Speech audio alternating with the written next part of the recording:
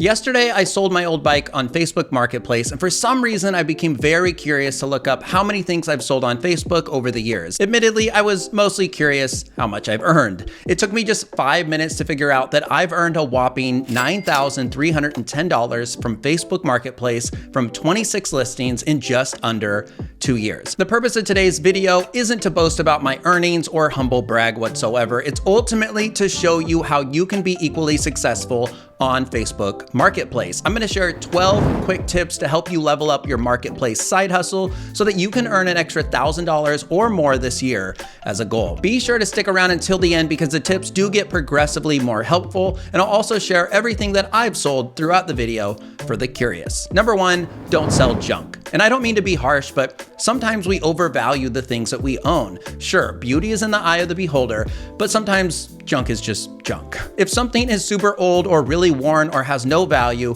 you might be wasting your time trying to sell it. As a golden rule, only sell products that you'd want to buy. After all, higher quality items lead to faster sales, fewer questions, and better reviews. Number two, clean, stage, and over-deliver with your photos. It is not enough to snap 1 or 2 photos and call it a day. Always clean your product, consider using natural light, shoot from multiple angles, and show scale, like maybe a phone or a water bottle in the image for size comparison. Great photos build trust and lead to fewer surprises in person that can lead to lost sales.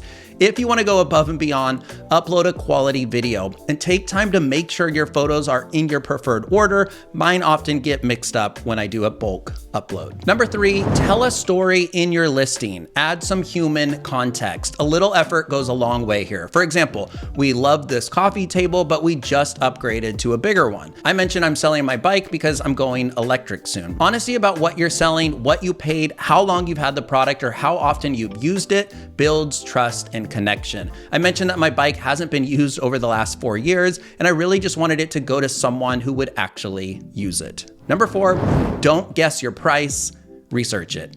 Find comps by searching around eBay, sold listings, marketplace search filters, or even Craigslist. Then use a price anchor strategy. I list slightly lower than others and mention that it's priced to sell and firm. By the way, a lower but firm price call out does help reduce all the random "is this still available" messages that are a total waste of time. If Facebook Marketplace was an actual marketplace. Hi, is this still available? Yes, it is.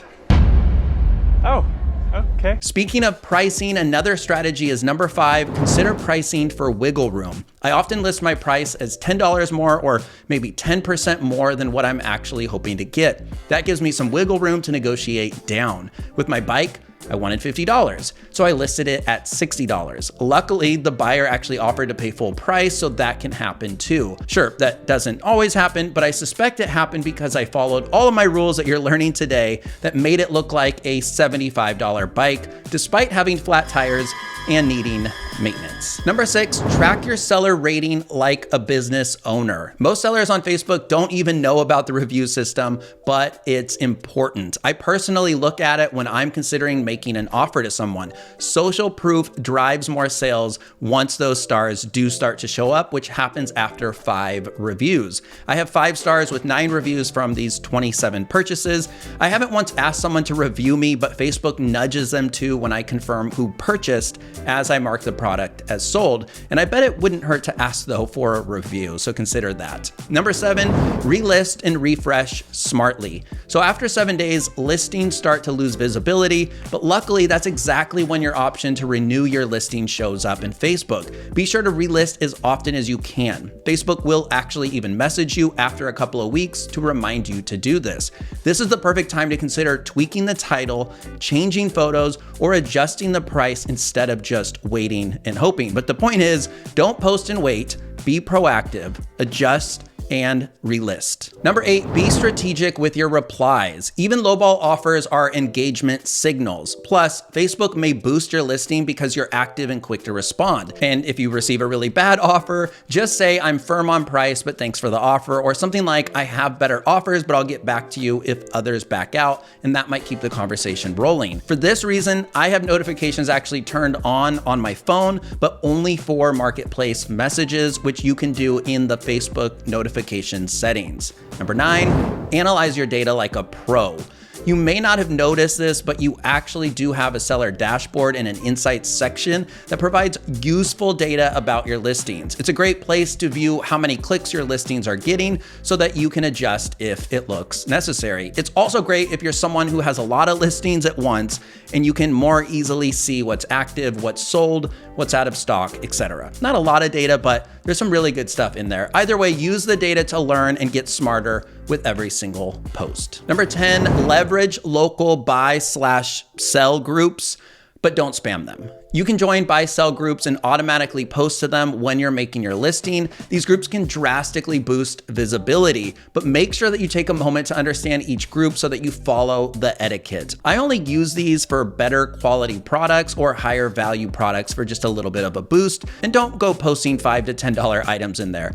Speaking of, number 11, don't waste time selling low-priced items. For me, the minimum profit threshold is $20. If I'm gonna be making less than $20, it's not worth my time. Time is money. So if I have a less expensive item, like let's say a bunch of these trucker hats I got for free at a baseball game, I list them as a lot and I try to sell them as a bundle. I actually ended up accepting individual offers for this one, and it was a total pain in the butt. I should have stuck to my rule for this one.